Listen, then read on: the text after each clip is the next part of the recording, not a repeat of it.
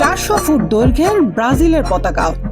বিশ্বকাপের বাঁশি এখনো বাজেনি, এখনো মাঠে গড়ায়নি ফুটবল।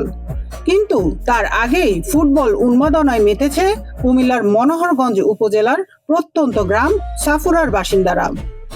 প্রিয় দল ব্রাজিলের প্রতি ভালোবাসা প্রকাশ করতে এই গ্রামের এক দল তরুণ নিজেদের নাস্তার টাকা জমিয়ে তৈরি করেছে প্রায় 400 ফুট দৈর্ঘ্যের এই বিশাল পতাকা।